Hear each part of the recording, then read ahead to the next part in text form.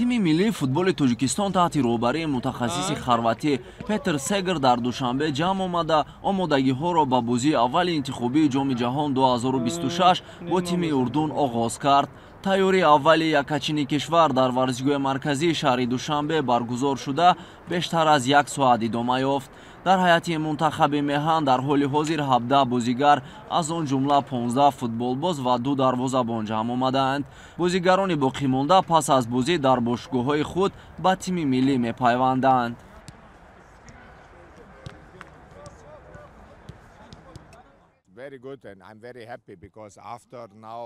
بالاخره پس از 6 ماه ما هیئت پوره تیم ملی را جمع آوردیم.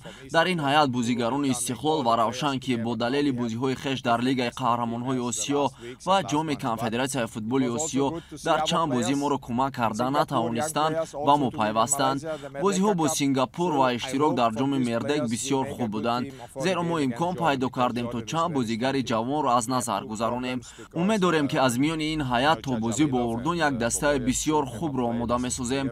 بسیار متاسفم که دو بازیگر شناخته کشور منوچهر جلیل و شریدین بابایف در این بازی‌ها ما را کمک کردن نمی‌توانند. آن بازیگرانی که در هیئت المپیک کشور بازی دارند ما از نظر گذرانیده ایستاده‌ایم و باور داریم که آنها نیز در آینده نزدیک به دسته منتخب کمک خویش را می‌رسانند. من قرار نهایی خود را قبل از آغاز چمپیونات آسیا می‌برم.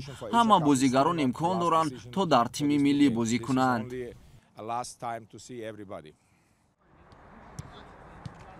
جهت انجام دو بازی اول مرحله دوم انتخابی جام جهان با یکچین‌های فوتبال اردن و پاکستان، ستاد مربیان کشور با رهبری پتر سگرت با هیئت منتخب 24 بازیگر از آن جمله 3 دروازه‌بان، 7 حمایتگر، 10 نیم حمایتگر و 4 حمله‌ور را دعوت نمودند. از میان 24 بازیگر 8 نفرشان را لیگیونر تشکیل می‌دهند. یکی از هدف‌های اساسی منتخب مهان این بازی ارزنده نشان دادن در برابر رقیبان پرقوت میباشد. در برابر اردن و پاکستان در مرحله دوم انتخابی جام جهان 2026 در گروه جی یکچین تاجیکستان با یکی از منتخب‌های پرقوت قاره عربستان سعودی نیرو می‌سنجد.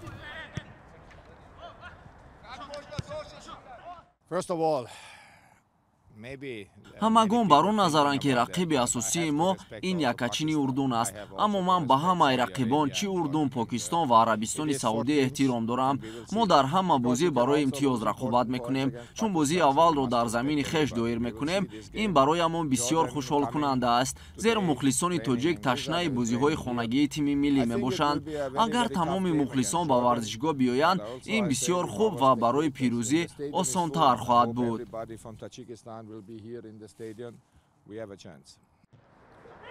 قابل ذکر است که بازی اول دور دوم مسابقات انتخابی جام جهان 2026 در گروه جی میان منتخب‌های تاجیکستان و اردن روز پنجشنبه 16 نوامبر در ورزشگاه مرکزی شهر دوشنبه برگزار گردیده ساعت 18 آغاز می شود. بازی دوم خویش را ملی‌پوشان مهان 21 نوامبر در سفر با منتخب پاکستان دایر می‌کنند.